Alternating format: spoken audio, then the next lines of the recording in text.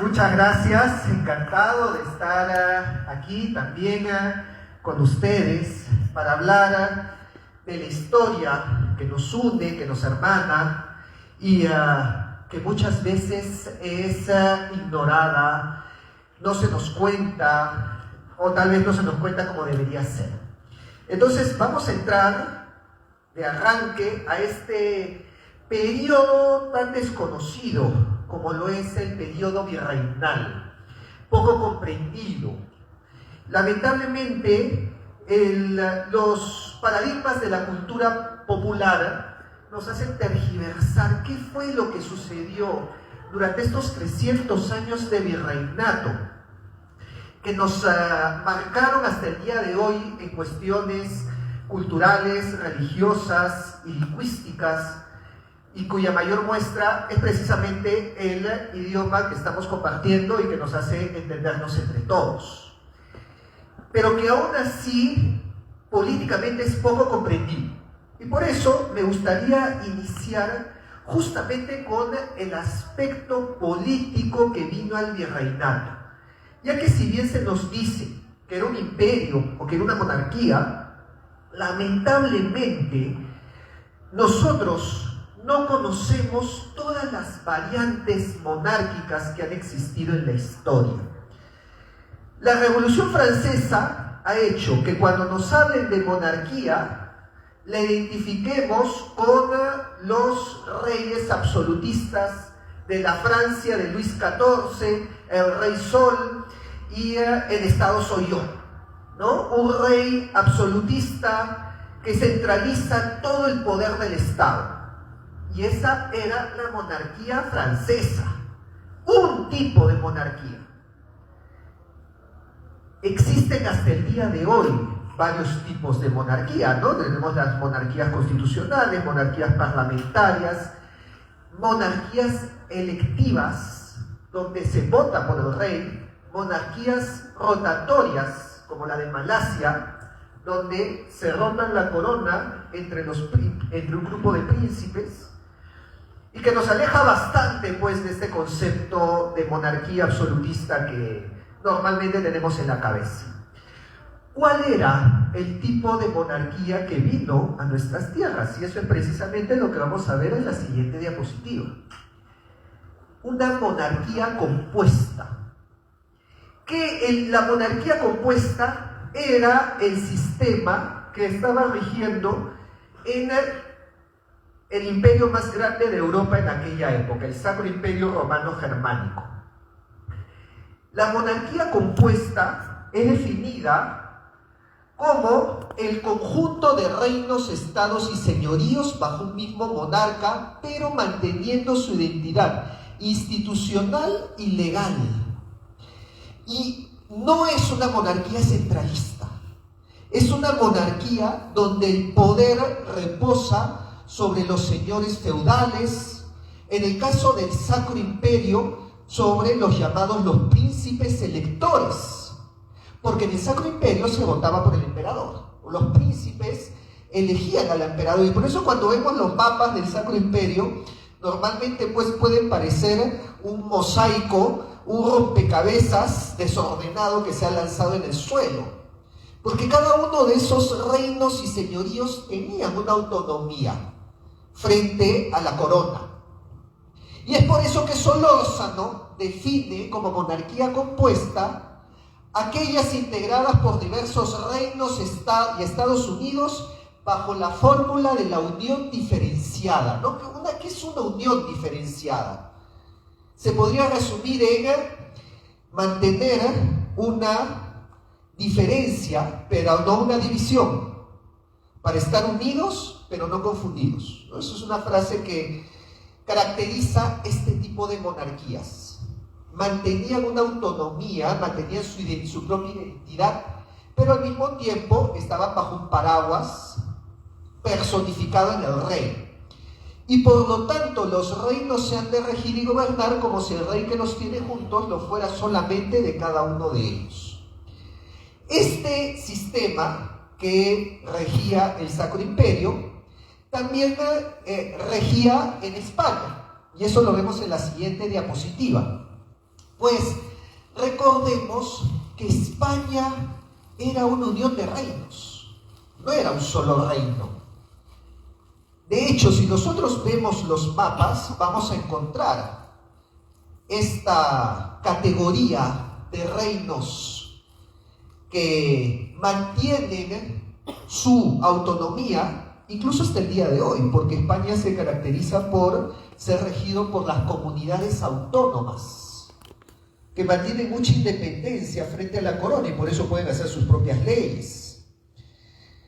Acá tenemos los reinos de Castilla, el más importante, el reino de Aragón. Los reinos de Castilla y Aragón eran los más importantes, pero también estaba el reino de Granada y el reino de Navarra.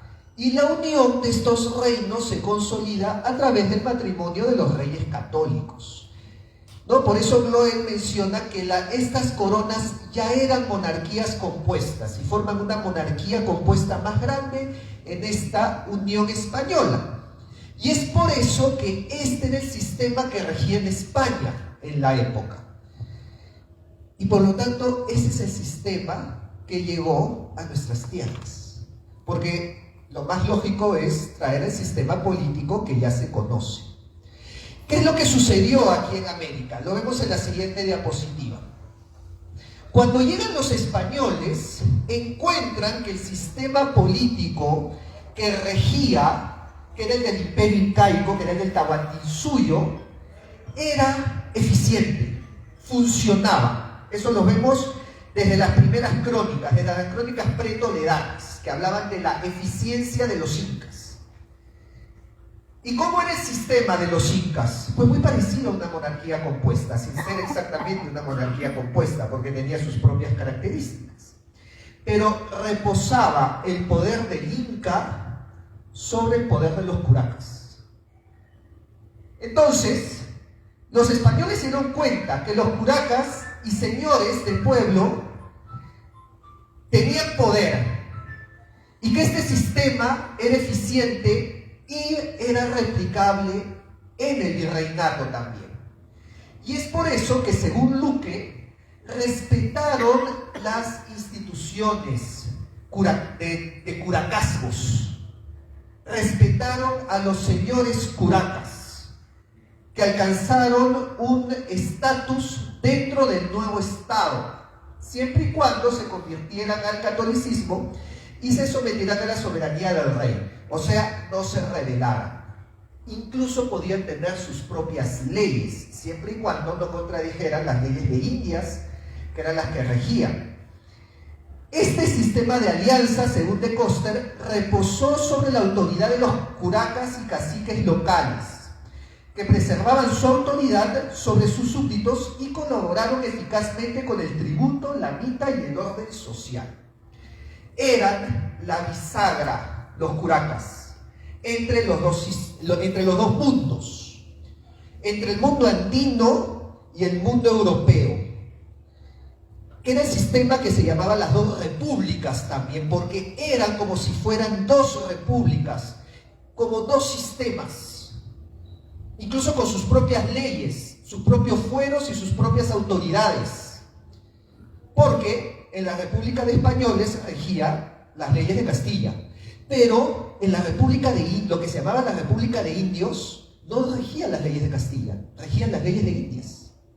Entonces tenía sus propias leyes, sus propios sistemas, su propio código legal, sus propias autoridades basadas en los curacas. Entonces, ¿quién unía los dos mundos? Los curacas. Y es por eso que la conquista se realizó sobre estas alianzas, como vemos en la siguiente diapositiva. Esta es una estatua que se encuentra en la ciudad de Lamas, en el Perú, en el norte del Perú, muy cerca de la zona por donde llega Francisco Pizarro, y que la estatua refleja un poco este mensaje tan distinto al que nos han contado, ¿no? Es muy chocante que todavía te digan que esto está en una ciudad que no es criolla, porque no se encuentra pues ni en Lima ni en Trujillo, sino es una ciudad al interior de la Amazonía, es disruptiva, ¿no? Te cambia los parámetros que uno tiene. Eso dice, oye, pero ¿y qué es lo que vemos acá? Porque refleja precisamente esas alianzas que se dieron. Recordemos que a la llegada de Pizarro, el Tahuantinsuyo se encontraba en una guerra fratricida, una guerra entre hermanos, una guerra entre Huáscar y Atahualpa, en donde estos dos bandos veían mayor enemigo al otro de ellos que los mismos españoles. O sea, Atahualpa veía un mayor enemigo en Huáscar que en Francisco Pizarro, y por eso le teme a Huáscar y busca la alianza con Pizarro.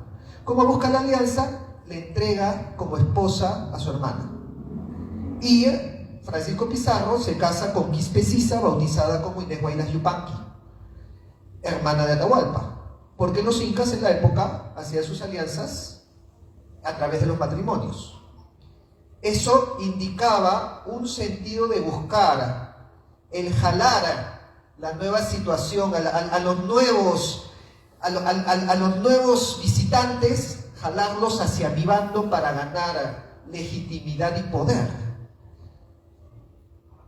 Y muy hábilmente Pizarro aprovechó estas alianzas, pero no solamente con los incas,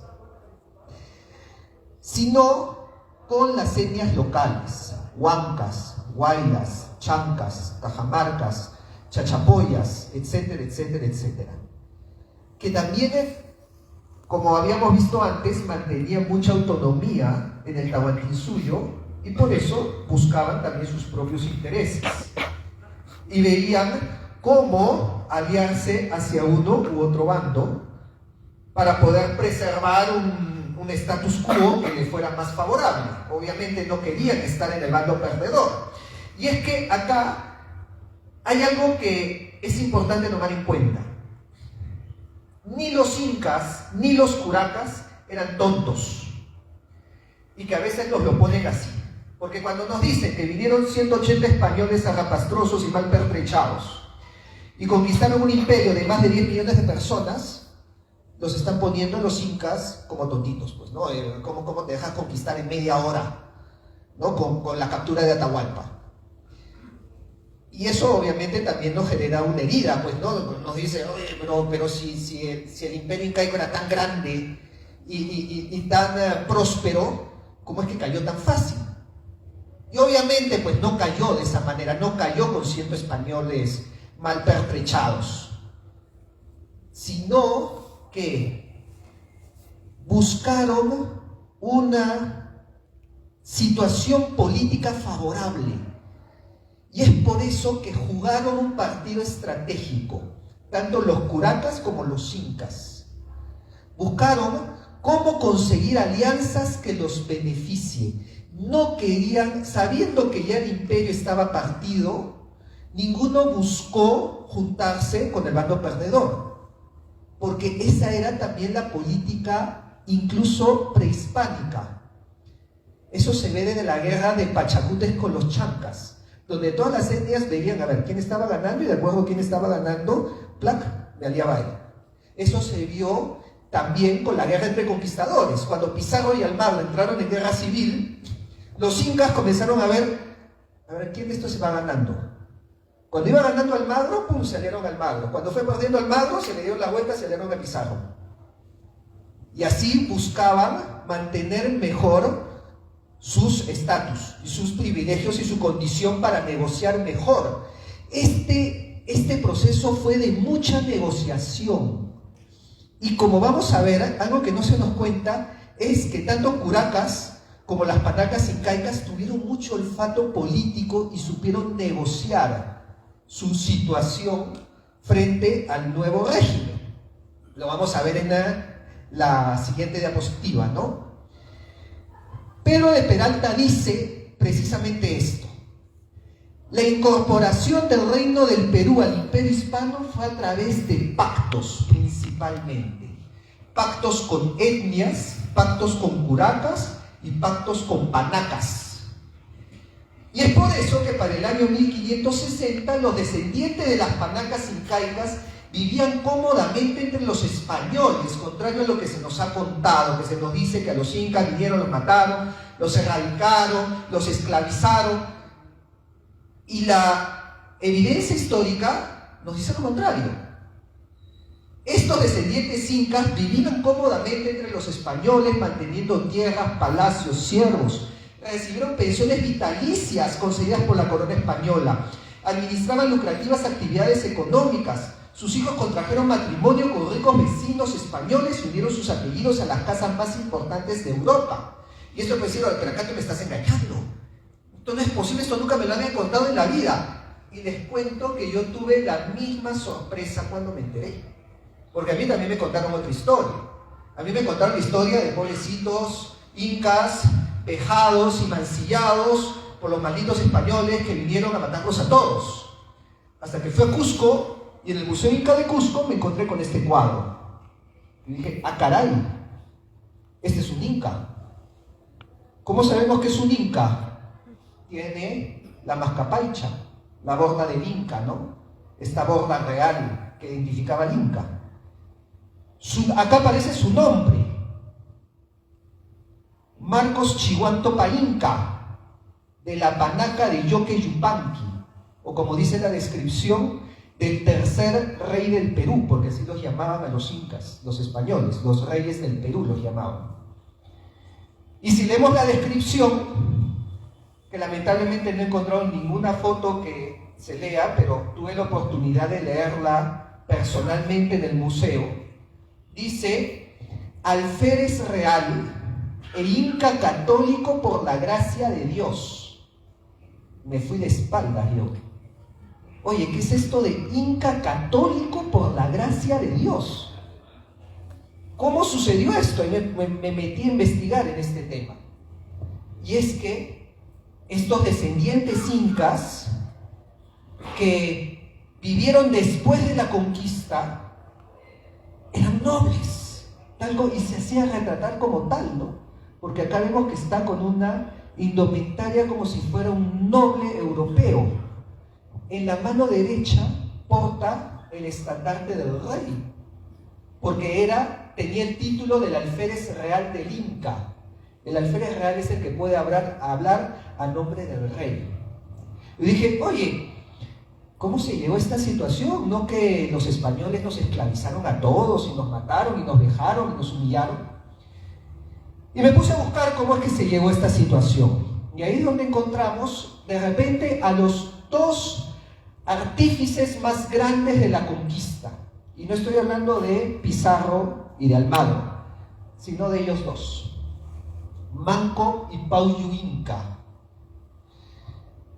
Ellos fueron los protagonistas del proceso de conquista.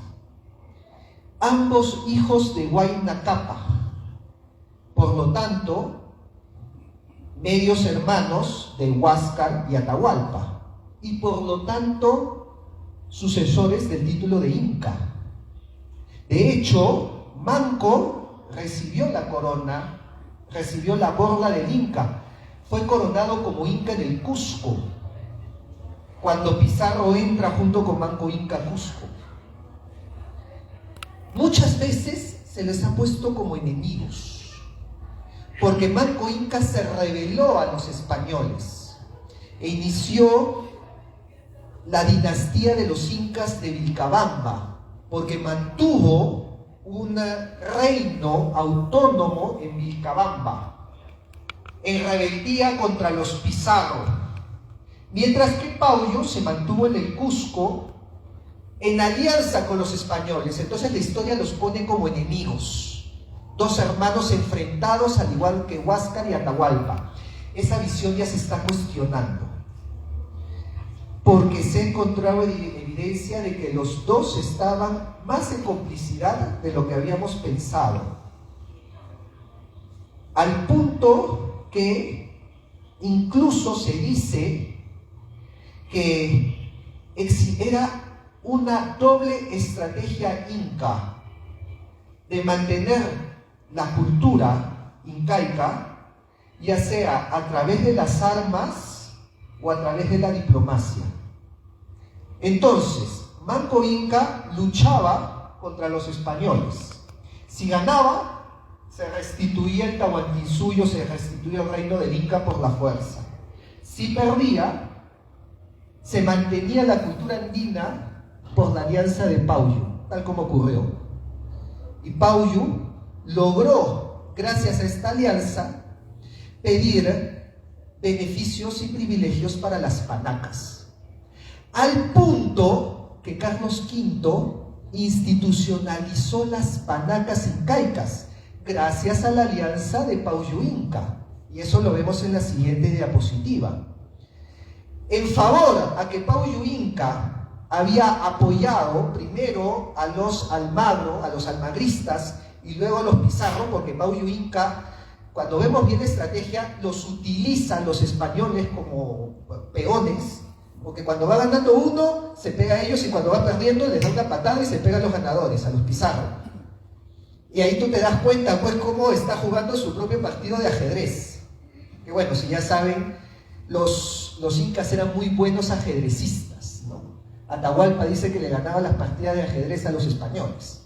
Entonces, como dije, no eran tontos los incas. Eran muy estrategas, eran muy hábiles y sabían jugar su estrategia.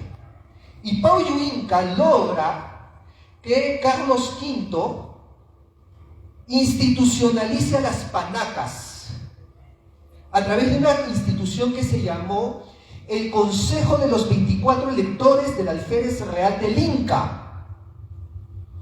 24 electores que agrupaban y representaban a las 12 panacas. A todo esto, de repente yo estoy hablando y hablando. ¿Todos saben el concepto de panaca? ¿Quién me puede decir lo que es una panaca? Que ya lo he dicho como 4 o 5 veces, creo. Es un clan familiar. Es un clan familiar, así es. A la familia del Inca se le llamaba la panaca. Cada Inca fundaba su panaca.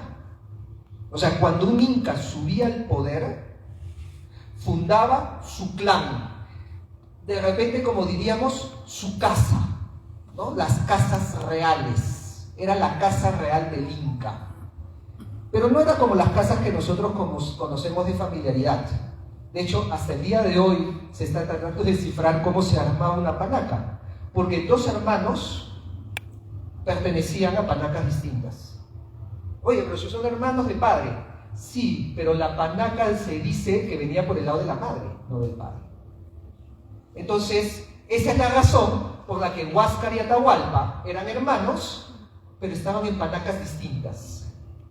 Y por eso fue una lucha de panacas, fue una lucha de clanes familiares. ¿Cómo clanes familiares? Eran hermanos de padre. Pero los incas veían la descendencia por la madre.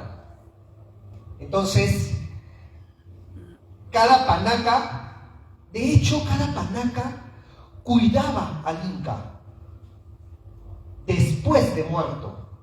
Cuando moría el Inca, lo momificaban. Se hacía todo el proceso de extracción de vísceras, lo sometían a la momificación y lo llevaban a su palacio. Y en su palacio seguía viviendo, entre comillas, porque estaba muerto, pero seguía viviendo como siempre lo había hecho en vida, con sus siervos, con su corte, que lo alimentaban, le llevaban los platos de comida, lo limpiaban, lo curaban, le consultaban, porque los incas hablaban con los malquis. Se dice que Tupac Yupanqui mandaba a traer un consejo de malquis. El malqui era la momia, ¿no? Mandaba a traer un consejo de momias y se traía pues a todas las momias de todos los incas desde Manco Cápac y se sentaba con ellos y decía: ya, ¿qué hago? Oye, los de Quito me están haciendo problemas, se me quieren rebelar. ¿Qué hago con eso? A ver, Pachacútec, ¿cómo lo afronto, no? Manco Cápac, ¿qué hago acá? Conversaba con las momias. Entonces la momia, ya muerta, seguía viviendo como en vida. ¿Quién la mantenía? Lo sacaban en procesión a la momia, le hacían en las fiestas, participaban en las fiestas, era todo un culto alrededor de las momias, muy extraño para nosotros, poco conocido de repente. ¿Quién era el encargado de esto? La panaca. Entonces, si hubieron 12 incas desde Manco Cápac hasta Huayna Cápac, hubieron 12 panacas. Y esas 12 panacas elegían a 2 representantes. Durante los 300 años de virreinato estoy hablando, ¿eh? Esto sucedió hasta 1825, que vino Bolívar y los disolvió y los mandó a su casa. Pero durante los 300 años de virreinato, cada panaca elegía 2 representantes. 12 por 2, 24. Formaban un consejo de 24 electores. Y estos 24 electores, una vez al año, elegían al alférez real del Inca, que es el que vemos acá. Esa es la pintura del alférez real del Inca. Era un Inca. ¿Por qué? Como lo sabemos, llevaba la borla, la mascaipacha, o mascapaicha, dependiendo del autor que quieran citar para pronunciarla. Pero además llevaba el estandarte del rey en la mano derecha, porque el alférez real era representante del rey. Entonces, este señor, este Inca, tenía una autoridad de representar al rey de España. Y salía en procesión con el estandarte del rey por las calles de Cusco. Tal como lo vemos en una serie de pinturas, que es la serie del Corpus Christi. Lo vemos también en la siguiente. Perdón, la anterior. Hacia 1603 los 24 electores representaban 567 nobles incas. O sea, no es que eran tampoco pocos, ¿no? Habían 567 nobles en Cusco. Solo en el Cusco, no estoy hablando de el marqués de San Juan de Lurigancho, el conde de San Isidro en Lima, no, solo en el Cusco 567 nobles incas que vivían como nobles y presidían las procesiones, como ahora sí vamos a ver en los siguientes cuadros, ¿no? Fíjense, acá esta es la otra procesión, esta es que está encabezada por el alférez real del Inca. Acá también lo vemos, este es otro cuadro distinto, el alférez real del Inca portando la mascaipacha y el estandarte del rey en la mano derecha. El análisis de esto lo pueden encontrar en el libro del historiador cusqueño Donato Amado, a quien tuve la suerte de conocer y conversar con él. Me recibió en su casa y tuvimos una muy rica conversación antes de que fallezca, y que investigó al consejo de los 24 electores y esta institución. Siguiente. Y precisamente en base a esta investigación escribió el libro El estandarte real y la mascaipacha, porque decía, eran las 2 instituciones, el estandarte real que representaba España y la mascaipacha que representaba a los incas, ¿no? Y vemos también al alférez real, con el sol de oro en el pecho también siempre, presidiendo la procesión de Santiago. Siguiente. Este arco se encuentra en la iglesia del Triunfo en el Cusco, que queda adjunto a la catedral de Cusco. Y en este arco vemos que a los pies de la Virgen se encuentran 6 personajes, 3 hombres y 3 mujeres, que si los acercamos, haciéndole clic, a ver, siguiente, ahí están, ¿no? Estos son los 3 hombres que aparecen en el cuadro. Según Donato Amado, representaban los 3 puestos políticos de poder en el Cusco: el alférez real, de quien acabo de hablar, el alcalde mayor y el alguacil mayor de Cusco, porque el poder político de los Andes lo tenían las panacas, tal como había sido durante el incanato. Y el poder, así como el poder de los Andes, lo tenían los curacas. Esa es una parte de nuestra historia andina que se nos ha arrebatado y se nos ha despojado de 300 años en donde los descendientes incas y los curacas mantuvieron el poder político y fueron la columna vertebral que unió a todos los Andes, y que de hecho esa columna vertebral se desbarató para las independencias, en donde se construyeron repúblicas criollas a espaldas de los curacas y de las panacas incaicas. Ese es tema que se hablará más adelante, pero que lleva a la desestructuración que vemos el día de hoy entre las ciudades criollas y las ciudades andinas. Eso viene cuando Bolívar les quita el poder a las panacas y los títulos nobiliarios. Siguiente. Este otro cuadro, que también pertenece a la serie de Corpus Christi, ya les había dicho, todos estos cuadros los van a encontrar en el Palacio Arzobispal de Cusco, que en realidad era el Palacio de Sinchiroca, era un palacio de un inca. Así que es muy pertinente que se guarden todos los cuadros de los descendientes incas que fueron alférez real durante el virreinato. Esta es una procesión de Corpus Christi en el Cusco, ¿no? Aquí justamente vemos la procesión acompañada de los santos tradicionales. Esto lo vemos hasta el día de hoy en el Cusco, en la fiesta de Corpus Christi, se sacan 15 santos en procesión durante el Corpus Christi, ¿no? Lo vemos acá.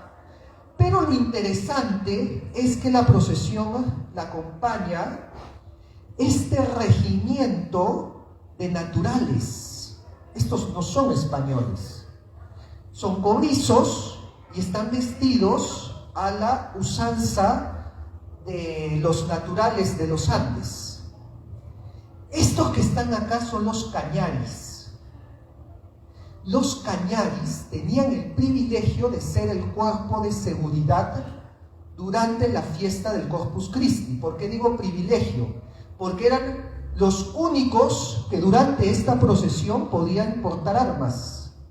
Por eso vemos que tienen lanzas. Eran un cuerpo de seguridad. Y eran cañaris, eran naturales de la zona de Tomebamba. Pero algo más interesante todavía, que era lo que los distinguía. Fíjense la bandera, que si pasamos a la siguiente diapositiva la vamos a ver más grande. Esta de acá, ¿no? Esta es un aspa de Borgoña. O sea, los cañaris usaban el aspa de Borgoña como estandarte. ¿Por qué? Oye, pero vamos, bueno, esta era la bandera del imperio y ellos eran el cuerpo de seguridad del imperio. Eran pues los guardias imperiales en Cusco, por llamarlo así. Algo muy distinto a lo que se nos dice ahora, ¿no? Porque dicen, no, pero ellos fueron oprimidos y humillados. No, hermano, ellos eran los que te oprimían a ti, ¿vale? Ellos eran los que tenían las armas, ellos tenían la fuerza. Y el símbolo del orden era el aspa de Borgoña ajedrezada. Esta bandera yo la encontré, por lo menos muy similar, en el Instituto Militar de Madrid. En el Instituto Militar tienen una colección de todas las banderas del ejército español, porque en cierta medida estos eran parte del ejército español, por más disruptivo y contraintuitivo que eso nos parezca. Y me tomé foto con esa bandera, ¿no? Y está ahí, a ver, hagan un clic, ahí está, ¿no? Fíjense la similitud. Y eso que esta es una moderna, ¿no? Esa foto me la tomé en Madrid a inicios de año, en la segunda semana de enero más o menos. Y me tomé la foto porque apenas la vi y dije, esta es la del cuadro, por lo menos muy similar o inspirada en la del cuadro. Y es que el aspa ajedrezada yo dije, ¿cuánto llegó esto al Perú? Si ningún tercio visitó el Perú. O sea, un tercio, bueno, Francisco Pizarro era parte de los tercios, ¿no? Como soldado de los tercios, pero ninguna unidad de tercios. Los tercios españoles, que no solamente eran españoles, porque existía el tercio de Flandes, el tercio de Nápoles, integrado por alemanes, por holandeses, o sea, la mayoría de tercios no eran españoles tampoco.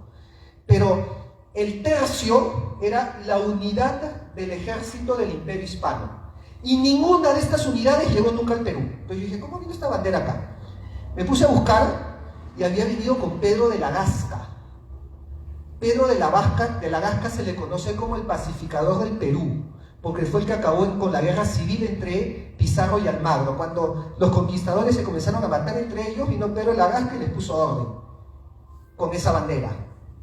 y los naturales, que estaban sufriendo las consecuencias de la guerra entre españoles, eso lo dice Cristóbal de Molina, que dice 30 años de guerra nos han dejado destruidos, los naturales vieron en esa bandera un símbolo de orden. Dijeron, ah, mira, con esto se pacificó y se ordenó el Perú. Y lo comenzaron a utilizar como símbolo de orden. Y es por eso que lo comenzaron a representar junto con aquellos personajes que eran los representantes del orden. Dentro de la cosmovisión católica, ¿quién representa el orden y el cuidado? Lo vemos en la siguiente diapositiva, que esto le debe ser muy familiar a ustedes. Los ángeles arcabuceros. Ellos eran los que representaban el orden, ¿no? Ellos representaban la seguridad. Y como esa bandera era sinónimo de orden y seguridad, lo comenzaron a dibujar con una bandera ajedrezada, pero utilizando los colores propios del collao. Porque estos ángeles pertenecen a la escuela de Potosí. ¿Y a estos colores se les comienza a hacer familiar? Creo que ya lo han visto, ¿no? En varias partes. Incluso en este quero también. En este quero que aparece la bandera ajedrezada de colores, la huipala. Pero que era visto en aquella época como el símbolo de orden imperial católico. Ese era como se les concibió, por eso lo dibujaban con ángeles. Y no solamente acá. Yo busqué esta bandera en España. Por donde no lo crean, esta bandera está en España, solo que un poquito escondida. Pero me fui especialmente a buscarla en Madrid y la encontré en el siguiente cuadro. A ver, clic en el cuadro siguiente. Ahí está. Este cuadro está en el Museo de América de Madrid. Cuadro enorme, fíjense. La foto la he tomado yo, por eso está así media chueca descentrada. Ocupa toda una pared. Es un cuadro precioso este cuadro. ¿Alguien lo reconoce? Yo estoy seguro que los historiadores, ¿no? El señor Ricardo, el señor Franklin reconocen el cuadro, pero de los alumnos, ¿quién me puede decir cuál es el título de este cuadro?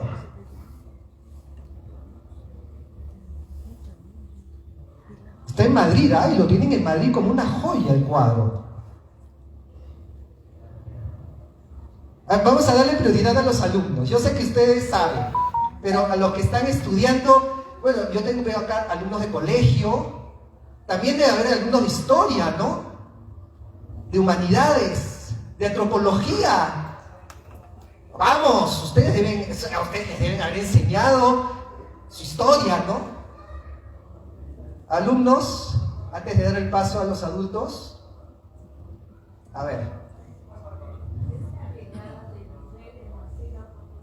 La entrada del arzobispo Virrey Morcillo a Potosí. Muy bien, felicitaciones. La entrada del arzobispo Virrey Morcillo en Potosí. ¿Saben quién lo pintó? ¿Quién? Un cochabambino. ¿Tienen su billete de 50 bolivianos? Sáquenme un billete de 50 bolivianos, a ver. Yo por acá tenía uno también. No el moderno, el nuevo no. El antiguo. ¿Este señor? ¿Ya lo ven acá? ¿Por qué está este señor en este billete? Se preguntarán. Porque pintó ese cuadro que está en Madrid como una joya. Los españoles aman este cuadro. Lo tienen en una pared principal en el museo. Y acá los alumnos de historia, ¿qué pasó? Saben menos de la historia de Cochabamba que los malditos españoles, opresores y racistas. Oye, ¿a quién le está contando mejor la historia? Me voy a comenzar a cuestionar, Yo, cochabambino, o sea, de acá. Yo voy a pedir cuando me hagan el tour, por acá me iban a hacer el tour, ¿no? Que además, Imagínense, yo voy a pedir que me lleven a un busto, a una placa a Melchor Pérez de Olín, porque debería estar acá en todas partes. No quiero pensar que en España lo tienen en más consideración, porque obviamente los españoles son los racistas y desgraciados. No pueden tenerlo en más consideración que la misma Cochabamba, ¿no? Así que yo espero encontrar acá, pues, un museo, cuadros, placas, porque si no, cuestiónense de la historia que les están quitando. Pero hay una avenida que lleva su nombre. Ah, ¡qué bueno! Me alegra. Me ha pasado lo mismo. ¿Sabe con qué? Con Dionisio Inca Yupanqui. En el Perú nadie conoce a Dionisio Inca Yupanqui. Yo pregunto por Dionisio Inca Yupanqui y me dicen, ese no fue un Inca, ¿por qué lleva ese nombre? Dionisio Inca Yupanqui participó de las Cortes de Cádiz y tiene una avenida en Madrid, la avenida Dionisio Inca Yupanqui. En el Perú no tiene nada, nadie lo conoce, ni saben quién es, ni una calle tiene, ni un busto, ni una placa siquiera. En Madrid tiene una calle Dionisio Inca Yupanqui que todavía cruza con la calle Machu Picchu. O sea, esa calle, pues yo digo, le falta un restaurante peruano nomás en la esquina. Y está en pleno Madrid. Entonces, eso nos comienza a decir, oye, ¿cómo tenemos historia que es una joya? Esto debería ser un orgullo. Y de repente lo perdemos por, ¿sabe Dios qué? Cuestiones políticas que nos dicen que esto no existió. No hablemos del virreinato, 300 años no pasaron. Vamos, hay motivos para enorgullecernos del arte y la cultura que también surgió. ¿Y por qué es importante? ¿Por qué yo busqué este cuadro? Porque aquí en la torre hay unas banderas que ahí no se ven, pero yo me acerqué y le tomé la foto así en primer plano. ¿Y qué banderas se encuentran? Aquí arriba, ¿no? Con estas banderas recibían al virrey. A ver, eso ya pues herejía acá, ¿no? ¿Cómo? Al virrey lo recibían con la antecesora de la Huipala. Porque no tiene el significado de hoy. O sea, definitivamente no tenía un significado ni anticolonial, ni descolonizador, no. Era una bandera oficial del virreinato. Era la bandera de la seguridad que nos brindaba la iglesia y el rey de España. Eso representaba ese orden y esa seguridad.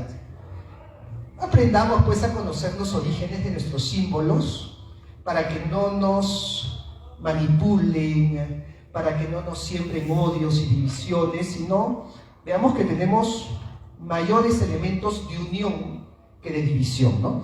Bueno, hasta ahí un poco de historia vamos, aquí esto no es invento mío, acá ustedes pueden ir a buscar los cuadros, yo he presentado toda la iconografía de la época, busquen, véanla por ustedes mismos si quieren y dense cuenta que desde cómo se veía la Huipala en el siglo XVI, el siglo XVII, ¿no? Siguiente diapositiva. Sí, siguiente, ¿no? Bueno, hemos hablado de Pau Inca. Hemos hablado de a ver, de repente a ver si podemos retroceder hasta donde aparecían los dos incas, Manco y Pauyu, ¿no? Vamos a buscar a esos dos incas que estaban, ahí está, ¿no? Pero no se ve acá, pues, creo que, a ver, para que pasen, se ve azul acá, creo que se ha movido. No quiere Huiracocha que veamos a Manco y a Pauyu. Pero les voy contando mientras. Hemos contado la historia de Pauyu, ¿no? O sea, Pauyu Inca, una historia que no gusta que se cuente tampoco, ¿no? Porque lo ven pues como un colaboracionista, etc. Cuando para mí debería dársele un mayor reconocimiento porque a través de su alianza, a través de su persona, ahí está, ¿no? Hemos hablado de este señor. A través de Pauyu Inca es que se institucionalizan a las 12 panacas con sus 24 lectores, y el alférez real del Inca mantiene la mascaipacha y los símbolos imperiales del Inca, y además logra de que los descendientes incas sean reconocidos como nobles, además nobles ilustrados, muy cultos, El inca de la época era trilingüe, hablaba quechua, español y latín, montaba a caballo, le gustaba la música barroca, o sea, era literato como el Inca Garcilaso de la Vega, ¿no? O sea, era un señor de la época. Pero no hemos hablado todavía de Manco, ¿no? ¿Qué pasó con Manco? Manco es el que se rebeló, recordemos, ¿no? Este año se le ha nombrado a Manco Inca en el Perú, ¿no? Como héroe de la lucha anticolonial, ¿no? Un hombre pues muy confrontacional en contra pues del legado español. Y sí, pues claro, Manco Inca se rebeló y estableció un reino en Vilcabamba donde seguía reinando el Inca, él y sus descendientes. Y ahí vamos a avanzar a la diapositiva que estábamos. Porque su hijo, Saidi Tupac, continuó con la rebelión por varios años más. La resistencia inca duró 30 años, más o menos. 40 años. Así que cuando ustedes les digan que los incas cayeron en media hora por la captura de Atahualpa, mentira, díganle, mentira. Resistieron y combatieron por 40 años. No fue una cuestión de que vinieron los 180 mal pertrechados de Pizarro y se acabaron con todo el imperio. No fue así. Y la prueba de eso son precisamente los incas de Vilcabamba. Pero ¿qué pasó con los incas de Vilcabamba? En un momento se dieron cuenta que ya la situación había cambiado. No por los españoles, sino por las otras etnias. Los huancas, los huaylas, los cañaris.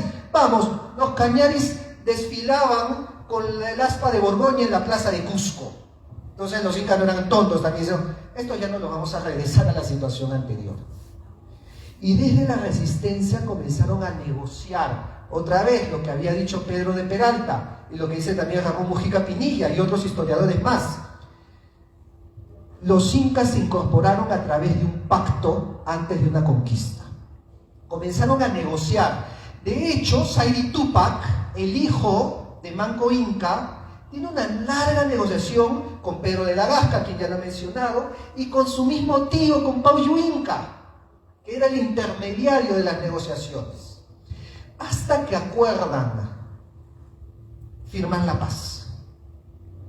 Y Saidi Tupac viaja a Lima como inca en una litera cargado por 300 siervos y se reúne con el virrey y firman un tratado con el virrey, firman una alianza con el virrey. O sea, esto tampoco se nos cuenta, van los incas pues firmando alianzas con los virreyes, pero ¿cómo? Si a Atahualpa lo mataron. Bueno, pero ahí está el dibujo de Felipe Guamapoma de Ayala y también las crónicas de Garcilaso y otras crónicas que lo acreditan, incluso la misma crónica de Titu Cusi Yupanqui, tercer inca de Vilcabamba, que también firmó otro tratado, el Tratado de Acobamba. O sea, firmaron tratados y convenios de incorporación y de alianza de estos reinos. Leía incluso en las crónicas que Saidi Tupac fue recibido en Lima con fuegos artificiales. Porque obviamente ya los españoles los habían traído, recordemos que los chinos inventaron los fuegos artificiales 1000 años antes. Y yo me imaginaba cómo esto no se llevó a la televisión, ¿no? ¿Tú te imaginas una escena de la entrada de un inca a Lima con fuegos artificiales de fondo y que se reúne con el virrey? O sea, nos cambia todo lo que nos han contado toda la vida. O lo que nunca nos han contado. Aquí está pues lo que no se nos cuenta. Esta alianza es tomada como un translatio imperi. ¿Qué es el translatio imperi? Es una figura de derecho internacional que habla del traslado del centro de poder de una dinastía a otra, como sucedió con Roma y Bizancio, o con Bizancio y el Imperio Carolingio, según Pocock. Lo mismo sucedió entre el Inca y el rey de España. Y es por eso que vemos cuadros, siguiente, donde salen los 14 incas y después de Atahualpa, los reyes de España. Lo vemos en otro cuadro también, en la siguiente. Siguiente, aquí están, ¿no? Los 14 incas y después de Atahualpa, el rey de España. Carlos V, Felipe II, Felipe III y los demás reyes. Siguiente. Este cuadro está en el Museo Catedral de Lima. Los 14 incas y los reyes de España. Y Atahualpa entregándole el cetro del Inca a Carlos V. Estos cuadros se llaman Los incas como reyes del Perú y sus legítimos sucesores, los reyes de España. Esta era la visión que se mostraba en la época. Es decir, los reyes de España son los sucesores del Inca. Y por eso, cuando vemos acá el título que le ponen a Carlos V, le ponen 15º rey del Perú. Si fuera cierto lo que nos cuenta, que los españoles vinieron a robar, a matar y a borrar toda la historia pasada, Carlos V, primer rey del Perú, y lo anterior no existió. Pero vemos que los mismos españoles, lo que les dije, cimentaron el virreinato sobre las estructuras del Tahuantinsuyo. Y parte de eso era colocarse como sucesores de los incas. Y eso lo aceptaron las mismas panacas. Siguiente. Que al rey de España lo llamaban como inca. Ya, yo digo esto, por eso pues que en el Perú me linchan, ¿no? Me dicen de todo. Que digan pues que el rey de España era el inca, su madre. Herejía, pues, ¿no? Quémelo en la plaza. Pero según el artículo de Pedro de Peralta, Fiestas y Júbilos de Lima, cuando lo coronan a Luis I de España, los descendientes incas desfilaron y le dedicaron al heredero del grande inca español y el hijo del más Augusto Sol el mayor homenaje. Y después de la proclama, terminaron el poema diciendo: viva el gran inca don Luis I. No cambian, no han visto. Esto lo decían los descendientes incas y esto nos muestra lo que se ha dicho desde el comienzo: la alianza hispano-inca, el pacto entre los españoles y los incas para consolidar el virreinato. Siguiente. Este es otro cuadro donde dice más o menos, acá aparece el mismo texto. Hagamos clic para que se vea. Donde a Carlos II lo llaman al poderosísimo inca don Carlos II, augustísimo emperador de las Américas, ¿no? O sea, cuadros y evidencias de la época que nos muestran eso. Y es por eso que Ramón Mujica Pinilla nos dice, siguiente: la conquista española no representó para el Inca virreinal un quiebre con su pasado histórico. Al contrario, las cédulas reales de Carlos V, especialmente la cédula de honores de 1542, permiten el auge de la genealogía inca que empleó el sistema jurídico hispano para reconstruir los linajes prehispánicos. O sea, no fue un quiebre como nos cuentan el día de hoy para el Inca, sino fue incorporar un sistema jurídico bajo el cual reconstruyeron sus linajes y les dieron títulos nobiliarios con ello. Y es por eso que vemos en el siguiente cuadro esta alianza, estas alianzas matrimoniales y estos linajes los vemos en este cuadro que se llama El matrimonio de la Colla, el matrimonio de Beatriz Clara Colla. ¿Qué es lo que muestra este cuadro? El acta de fundación de nuestros reinos. Aquí arriba está la familia del Inca. Acá están los incas de Vilcabamba.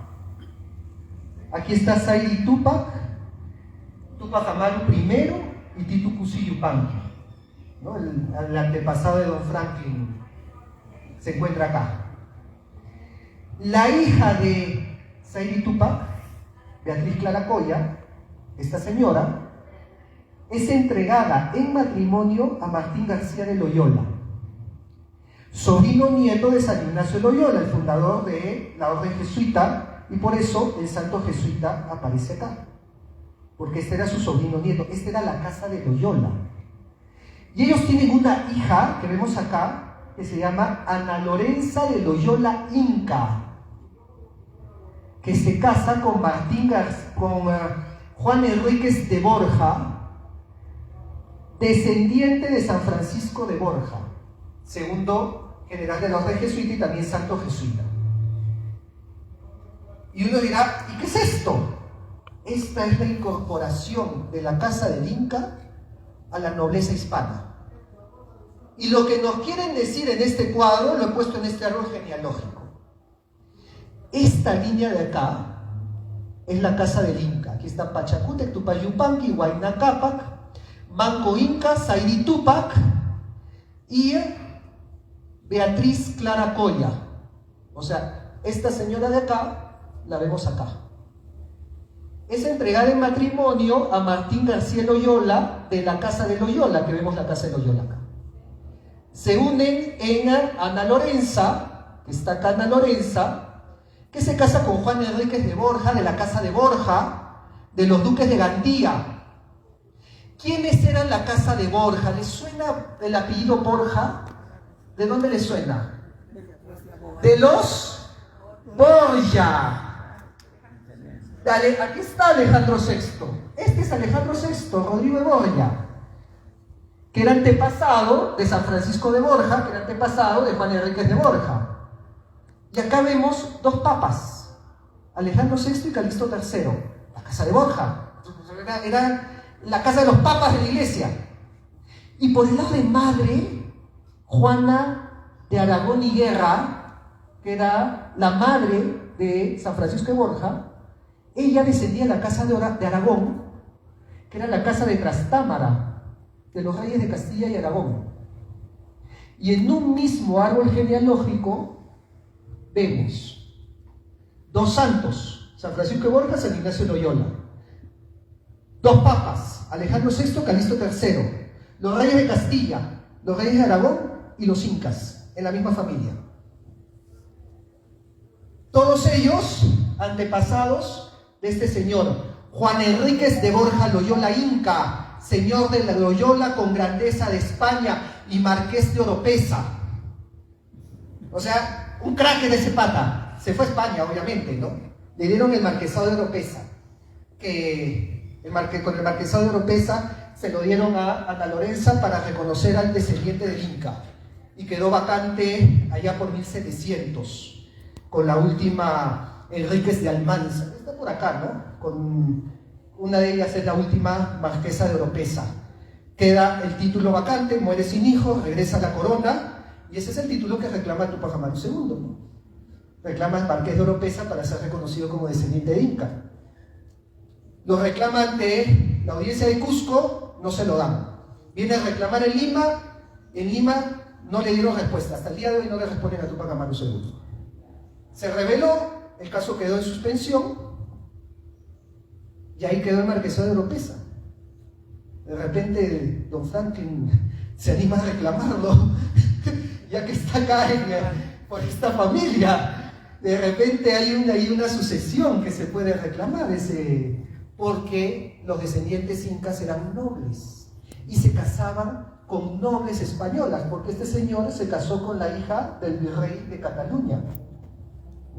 Y a su matrimonio fue Felipe V, el rey de España, porque vamos, era de la familia, pues era pariente, ¿no? Y claro, si nos cuentan a nosotros que el rey de España iba a un matrimonio de un descendiente inca, porque era considerado como noble, decimos, ¿qué pasó acá? Este es un universo paralelo. Y nos encontramos con una rica historia que nos han quitado, que no nos cuentan, sabe Dios por qué motivo político, ideológico, pero que nos cambia la perspectiva con la que no solamente vemos el pasado, sino nos vemos en el presente. Porque así nos vemos como los hijos de dos grandes imperios, y dos grandes imperios que, si bien hubieron abusos, si bien hubieron guerras y sublevaciones, por encima de eso estuvo la unión, por encima de eso estuvo el reconocimiento, y que podemos decir que los curacas y las panacas incaicas no fueron humilladas, como se dice el día de hoy, que los ponen como lo peor que hay, como si los hubieran tratado como basura, sino mantuvieron su nobleza, su linaje, incluso a nivel europeo, a nivel global saltaron. Y aquí muchos en este punto me preguntan, oye, ¿y qué pasó con ellos entonces? Si en la conquista no les hicieron todo eso, ¿dónde están el día de hoy? Y ahí es donde yo les había dicho, todos estos privilegios, beneficios y títulos los perdieron cuando Simón Bolívar disolvió el alferazgo real del Inca, le quitó todos los títulos nobiliarios a las panacas y les expropió sus tierras en Cusco. Les quitó todas las tierras y los dejó en el anonimato hasta el día de hoy. Yo he entrevistado descendientes incas que me cuentan esta historia y cómo ellos tienen los papeles de los juicios que le hicieron a Bolívar porque les quitó todo. Y ellos mismos cuentan cómo en 1825 fue que les arrebataron todo. Pero ya eso es otra historia que seguramente hablaremos en otro momento. Muchas gracias y ya doy paso a las preguntas.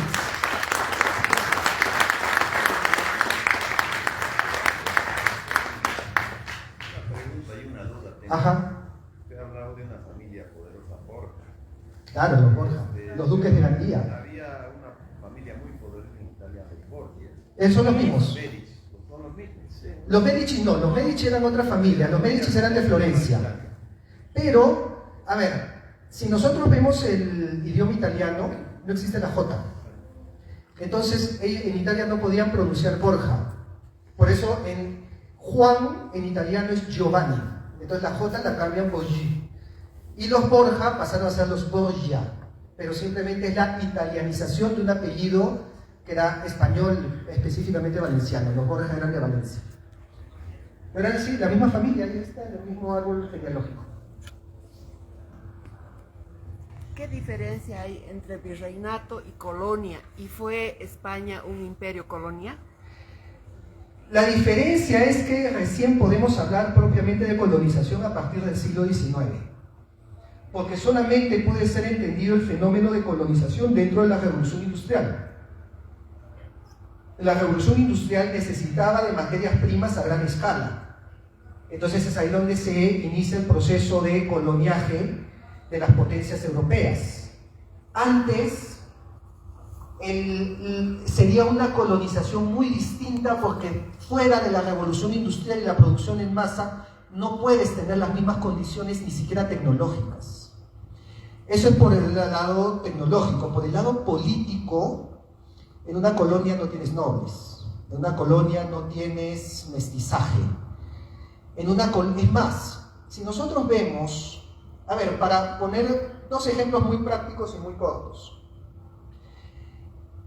Si vemos las colonias francesas, belgas e inglesas en el África, vamos a encontrar cuál es su infraestructura colonial. ¿Cuáles son sus universidades, sus iglesias, sus museos, sus calles, sus plazas? Tenían dos infraestructuras, el puerto y el cuartel militar. El cuartel militar para guardar orden ante una sublevación y el puerto para sacar los recursos. Eso es lo que vas a encontrar pues, en Argelia, en el Congo belga, en Camerún, ¿no? A ver, ¿qué dejaron los ingleses? Mira, ahí está el cuartel y aquí está el puerto. Eso no lo vemos acá. Acá lo que vemos es universidades, vemos iglesias, es más, y vemos ciudades al interior. Alguien que busca extraer recursos no te hace una ciudad en medio de las montañas, porque primero no le sirve y segundo, ante la primera rebelión les van a dar vuelta. Por eso las ciudades coloniales propiamente dichas están en la costa. Ante cualquier problema, fuga. Acá no vemos eso. Acá vemos no solamente ciudades en el interior, vemos universidades, vemos colegios. El colegio San Francisco de Borja en el Cusco era un colegio para nobles de curacas e incas. Y lo segundo, porque me podría pasar media hora hablando de las diferencias políticas, económicas y sociales, pero he visto que siempre que digo eso saltan más dudas y se complica el asunto, así que vamos a verlo más claro y lo que salta a nuestros ojos. La evidencia empírica al final termina venciendo a todas las demás. Si nos vamos a Nueva Zelanda, Australia, Canadá, Sudáfrica, ¿qué caras vamos a ver? ¿De qué color de cara? Blancos, caucásicos, rubios y de ojos azules. ¿No? Australianos, paseamos por Sydney, vamos a encontrar puro caucásico. ¿No? Vamos a por Canadá y va a ser igual. Salgamos a la calle acá y no vemos eso. ¿No? Vemos un proceso de mestizaje que no existió ni en colonias inglesas ni francesas, menos en belgas. Entonces, yo creo que la evidencia no me necesito explayar mucho porque está ante nuestros ojos, ¿no?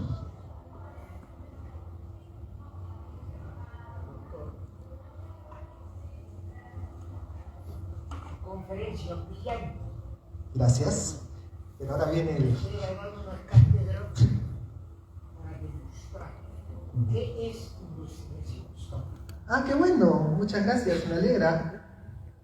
Y es promovido como presidente de la sociedad, perdón, como presidente de la Comisión de Historia del Bicentenario de Bolivia.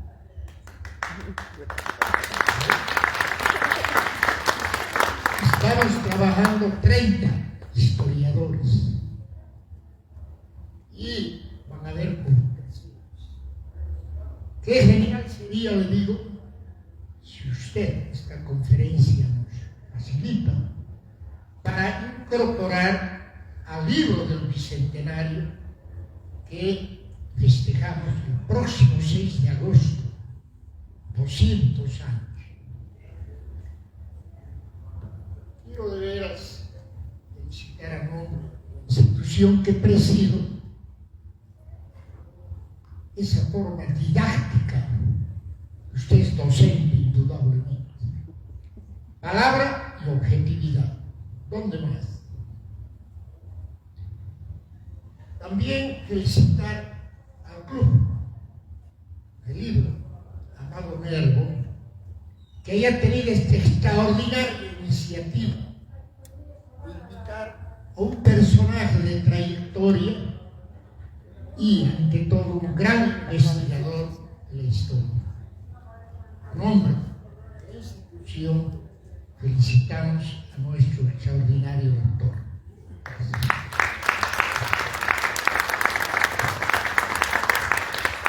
Buenísimo, muchas gracias. Es un honor para mí sus palabras. Por supuesto que le dejo no solamente la presentación, también le puedo dejar un ejemplar de mi libro en donde toda esta historia y todavía algo más detallada le estoy colocando. Este libro que se llama Los Incas del Virreinato lo presenté el año pasado en España en una gira por 17 ciudades españolas, contándole precisamente la historia americana de España, la historia de los incas, para que no nos vean a nosotros como algo exógeno o extranjero de su historia, sino que veamos los lazos en común que tenemos, que son, como siempre digo, más grandes y más fuertes de lo que nos separan.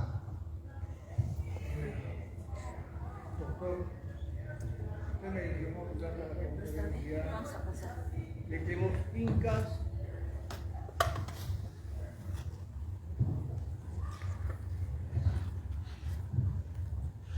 en el desarrollo de la conferencia citó una actividad muy importante que cumplían y desarrollaban los incas. Me interesó bastante cuando dice que los incas utilizaban la diplomacia. En ese sentido y en ese entendido, quisiera saber cuál era la estrategia diplomática que utilizaron, tanto en este caso Pizarro, como también hablamos de Atahualpa, para que Pizarro apareciese en Cusco. ¿Cómo era la situación? ¿Cómo llegó? Perfecto, muy buena pregunta, gracias. Y de repente también a Franklin para responder las dos preguntas. Sí, en todo caso sumarme a las felicitaciones del doctor Villarroel. Soy también miembro de la Comisión de Historia. Estamos investigando y justamente quiero intercambiar, habíamos quedado ayer en Tarata, hemos tenido la grata satisfacción de intercambiar ideas. Es mi colega ingeniero, es ingeniero él, y también hemos dejado de ingeniero yo por lo menos por la historia, ¿no?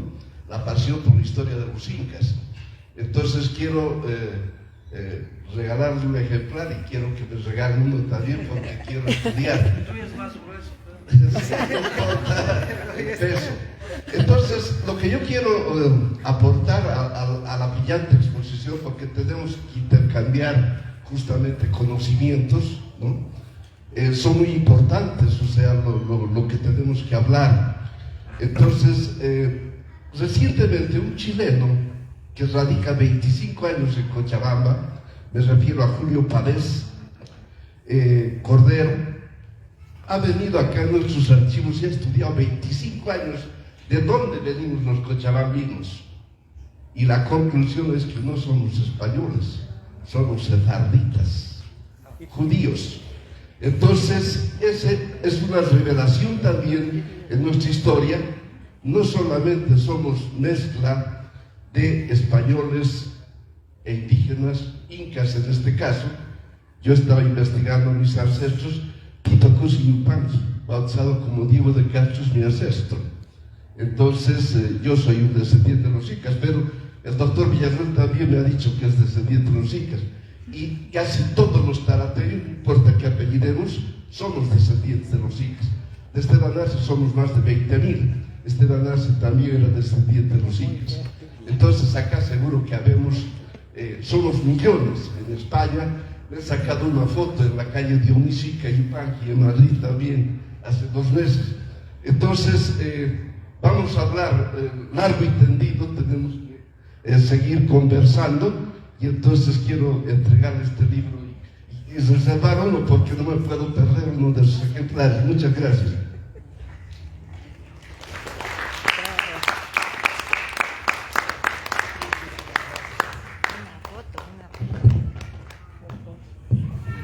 Lo máximo, muchísimas gracias. Muy agradecido también por las palabras y por la pregunta, porque me da pie a desarrollar una etapa interesantísima de la historia que también ha pasado de forma muy asolapada en las investigaciones incluso. ¿Qué estrategias siguieron los incas para negociar con los españoles? Fíjese lo que se ha encontrado, la evidencia que se ha encontrado. Tenemos que Manco Inca se rebela, se va a Vilcabamba, establece un reino desde donde comienza a atacar a los españoles, comienzan a morir españoles en la rebelión de Manco Inca. Paullo Inca se queda en el Cusco como aliado de los españoles. Y Paullo Inca le dice a los españoles: tranquilo, este es mi hermano, yo voy a negociar con él.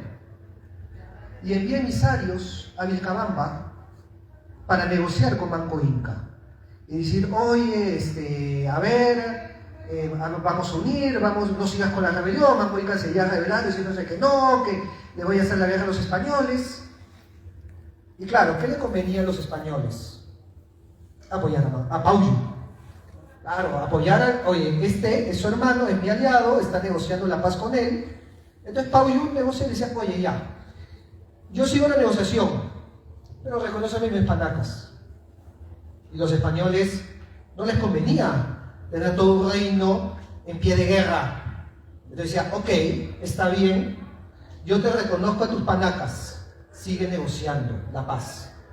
Y así Paullo Inca negociaba, mandaba emisarios y le iba sacando privilegios a los españoles. Oye, dan los títulos nobiliarios y yo sigo negociando con mi hermano que está en guerra. Y claro, ante esto uno pensaría: Paullo y Manco eran enemigos, porque Manco estaba en pie de guerra y Paullo era aliado de los españoles.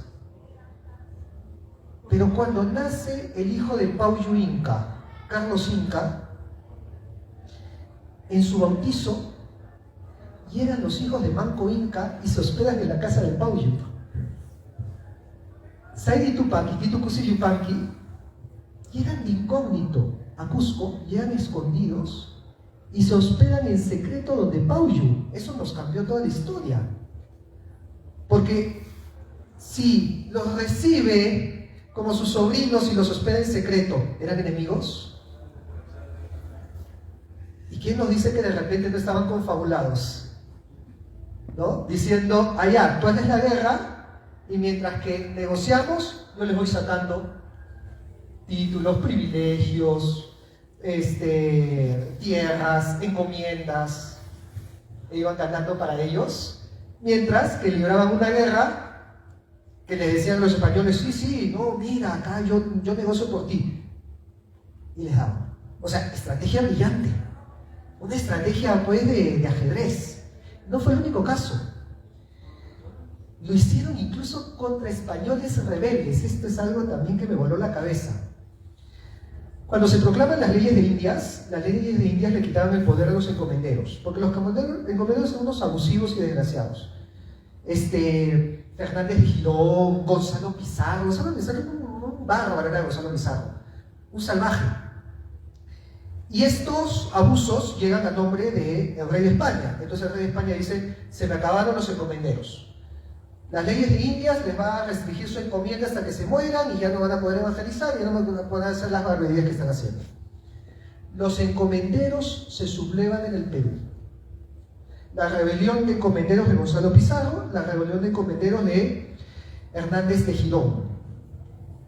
¿Sabe quién venció a un español rebelde en contra del rey de España?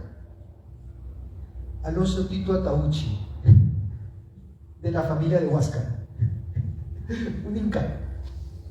Entonces, ¿qué hizo Alonso Tito Atauchi? Mi ejército, ya. ¿Quiénes me son leales a mí? 5.000 naturales. Vamos a vencer a este español rebelde. Pam, pim, pum, pam. Lo agarraron del cuello Hernández de Girón. Le cortaron la cabeza. Alonso Tito Atauchi fue donde el rey de España. Yo derroté al rebelde. ¿Qué me das a mí? Alcalde mayor de Cusco. Y con la propiedad, con la facultad de tener su propio ejército. Alonso Tito Atauchi tenía su ejército bajo su mando, personal. Entonces, y le dio la encomienda de Hernández de Girón, se la dio a él. Oye, este es un rebelde. Yo lo he vencido, mantenemos nuestra alianza. Dame su encomienda. ¡Pim! La encomienda de Hernández de Girón pasó a Alonso Tito Atauchi. Los huancas, misma historia, pelean contra la rebelión de encomenderos. Llega a Lima Felipe Huacrapáucar, curaca de los Hatunjaujas, de los huancas. Y llega, esto lo cuento acá en mi libro, en mi libro van a encontrar estas historias pues, que nos cambian todo lo que nos han enseñado. Llega con un conjunto de quipus. Acá todos saben lo que es un quipu, ¿no? Sí. En España sí lo tengo que explicar, acá no es necesario. Llega con 40 quipus a la audiencia de Lima y lo pone delante de un español y le dice, aquí está las hazañas que hemos hecho por el rey de España. El español se quedó loco. Dijo, ¿qué es esto? Estos son nudos, yo no entiendo nada. Entonces, pues no, pero esto lo hemos hecho para tu propio rey. Así que no me vengas tampoco con tonterías. A ver. Llamó a Quipu Camayox. Vengan, tradúzcanme todos estos quipus en una probanza. Prum, le escribieron una probanza de este tamaño y le enviaron a Felipe II.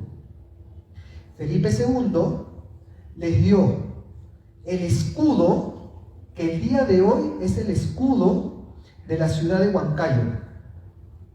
El escudo de Huancayo, ciudad Huanca netamente, el escudo de Huancayo es el escudo que Felipe II le dio a Felipe Huacrapáucar en honor de haber luchado contra los rebeldes españoles.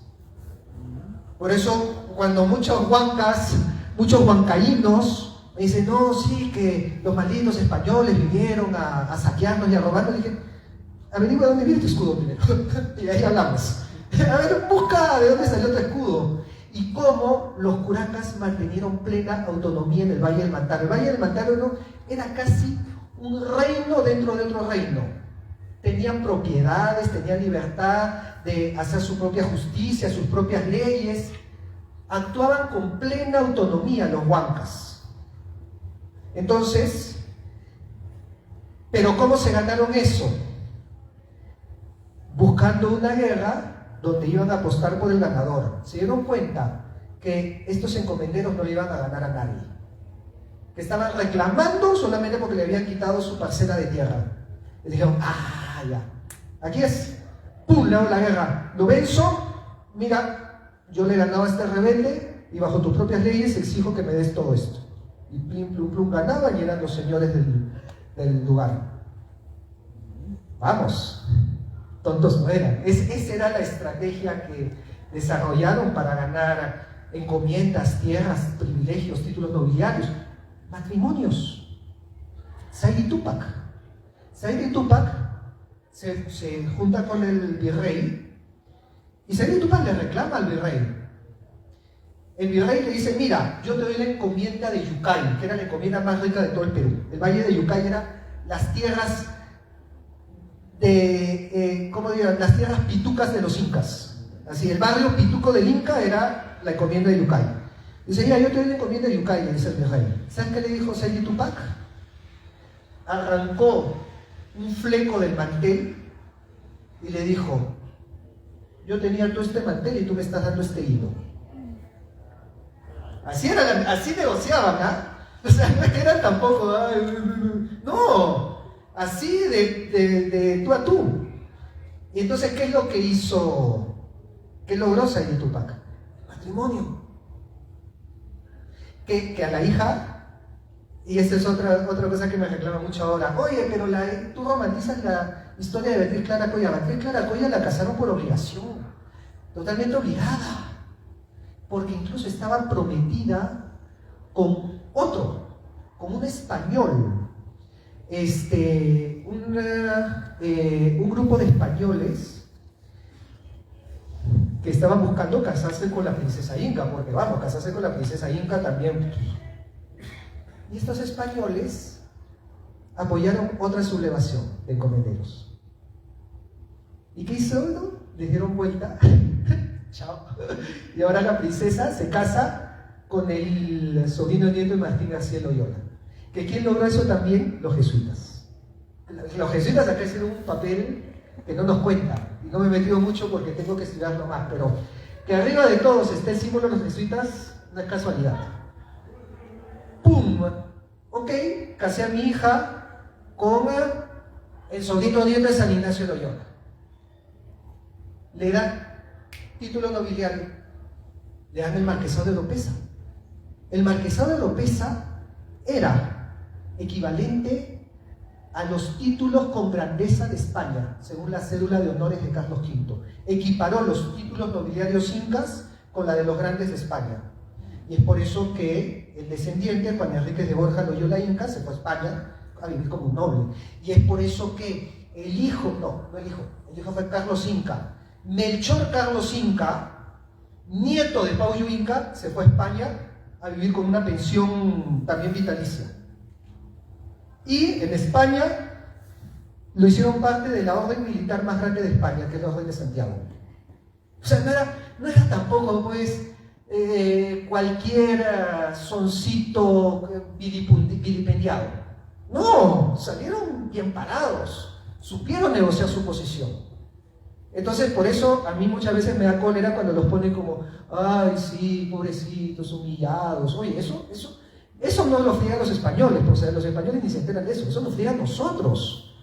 A nosotros nos ponen como tontos, cuando no, fueron muy cucos, fueron muy estrategas en saber negociar su posición. A ver, primero acá, luego acá. Sí. Bueno, primero, Rafael, concepto. Yo soy tercio de Guanajuato, por eso. Ah, tú eres tercio de Guanacota, por Dios, recién te conozco. Ya, tú me has dado duro también. Pero dale, con confianza. Hay cosas que coincidimos, hay cosas que no. Antes que comiences, ¿qué tal te ha parecido la exposición así, sinceramente? Bueno, eso justamente quería hablar, ¿no?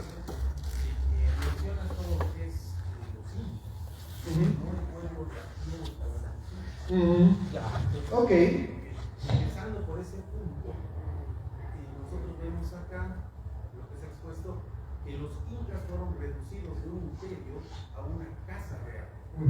Eso está demostrado por la investigación. Ahora, nosotros, las personas de a pie, no somos descendientes de los incas. No lo somos, así es. Algunos. Uno que otro. Señor Franklin aquí tiene un descendiente. Los que tienen su análisis de ADN memorial, Por el doctor Pujiti Sandoval, que les hicieron la prueba. determinar quiénes son descendientes. Sí. La mayoría somos descendientes aquí en Cochabamba, los Canatas, los Parias, los Ujú. Principios, los también, los Parias, los Soras, los Changas que están en el Perú, los Chachapoyas, acá tenemos a los Pacajes, de otras etnias, ¿no? Que ojo, ellos también se aliaron con los españoles, ¿no? O sea, Chachapoya, Huanca, Huaylas. Ahora, una pregunta, ¿no? Ya que queda claro que los incas solamente eran la casa real. Era la Casa Real, así es. Ojo que el imperio se cayó con la guerra civil.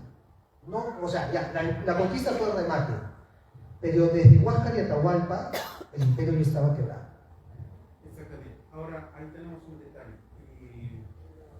Cuando se le da la conquista a Carlos, que es la Real Audiencia de Chacas, que se pone en 59, ¿en qué intervienen los incas? Acá ya no gobernaban el alterado de los incas. No, acá no gobernaba. Aunque, Presidente de audiencia. sí. Los incas tienen un reclamo histórico de poder gobernar su territorio, lo que va a llevar al final de la época del Imperio Español, que se va a crear la Real Audiencia de Cusco. Sí, Porque ellos eran así reducidos es. a gobernar su ciudad Sí. y su ambiente alrededor de Cusco. Sí. Ya no gobiernan en Tahuantinsuyo. Así es. Y nosotros podemos ir los Aymaras, No, los Quechuas, los Oruques. por eso se les sublevaron. Esa parte no se puede hacer. Ya, sacar una conclusión de ese lado, de ese aspecto. ¿Qué podrías decir de Incas sobre la Real Audiencia de Chacas? Ya, correcto. Ahora, ojo, sobre el tema de la Real Audiencia de Charcas, yo sé que existen investigaciones de que Pauyu Inca era Inca del Collao, porque la influencia de Pauyu Inca es principalmente hacia el Collao. Estoy hablando incluso de repente ya a los finales del Tahuantinsuyo, porque en el virreinato no fue así. En el virreinato Pauyu Inca no tiene, ni los hijos de Pauyu Inca no tienen ningún poder fuera de Cusco. Claro, como bien dices, ya no gobernaban un imperio. Eso lo dice Sadi Túpac al virrey, a Gustavo de Mendoza, que dice: yo tenía todo este mantel y ahora tengo este fleco. Es lo que está diciendo ahí. Yo gobernaba todo el imperio y ahora me está dando Cusco. Es el fleco del mantel. Es verdad. Pero, como tú mismo dices también, Huanca, Huaylas, Collas, Lucanas, Chachapoyas, no eran incas. Entonces, el poder que el inca tenía sobre ello era un poder provisional, un poder momentáneo. Cuando viene un cambio de régimen, pierden ese poder y son esas mismas etnias las que se alían a los españoles. Ahora, ¿qué pasó entonces con Charcas? Para entender la situación de la audiencia de Charcas y por qué acá regía un gobernador y por qué no regían pues los incas, tenemos que entender el sistema de las dos repúblicas, que lo había tocado solapadamente al inicio. Al inicio yo había hablado de que había un sistema de las dos repúblicas. ¿Qué implicaba este sistema? Dos mundos. La República de Españoles y la República de Indios. La República de Españoles eran todas aquellas ciudades con mayoría criolla. Lima, Trujillo y seguramente La Paz o Arequipa. Estas ciudades que tenían mayoría española o criolla se regían por un español y bajo las leyes de Castilla. Pero las ciudades con mayoría de los naturales se regían bajo la República de Indios. O sea, las leyes de Indias y la autoridad local. Ahí yo sería el que te pregunte a ti. Es cierto que la autoridad local del Cusco eran los incas y de la audiencia de Cusco eran los incas. Acá, ¿qué curacas tenían? Porque yo sé que la República de Indios era regida por el curaca local. Yo sé que en Jauja regía el curaca de los Huancas. En el Valle del Mantaro regía el de los Huancas. Que curacas tenían en comunidades de mayoría indígena. Ese era el que gobernaba. Entonces estás comentando que los incas, ya en la época del Sí. no gobernaban. No, acá en el Collao no, por supuesto que no gobernaban estos territorios del Collao. La otra pregunta. Ajá. Una vez que se da la expansión del español, porque no llegaron españoles, llegaron castellanos, a todo. Extremeños incluso. Claro, antes de que se conformara la nación española. Sí. Entonces, los territorios orientales, la Amazonía, los Ujú. territorios de lo que hoy es la Argentina. Porque Sí. la conquista llegó hasta la Argentina, Buenos Aires, todo más abajo. Sí, claro, la Patagonia ya era Territorios no poblados, no explorados. pero Sí. declarados como españoles. Sí. Lo mismo pasa en el Chaco coreano. Ujú. Era territorio no explorado, era territorios indígenas, donde no se explora. Ujú. ¿Cómo explicas esa parte de la expansión española donde ya no intervienen los ingleses, porque ya no hay derechos, ni siquiera de las palacas, ni siquiera de los mobiliarios, y ya lo habían perdido todo así? El Tratado de Tordesillas. El Tratado de Tordesillas define la límite de los Sí,